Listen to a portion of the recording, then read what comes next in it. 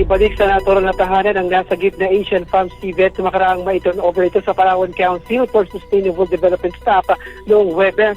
Batay sa ulat ng tanggapan na rescue ng tatlong individual ang Asian Farm Civet na mas kilala sa lokal na tawag na Alamid, Musang o Pasla nang mapansing ilang beses nang bumabalik sa kanilang kisame kaya't naglagay sila ng trap upang mahuli at madala ito sa nabanggit na ahensya.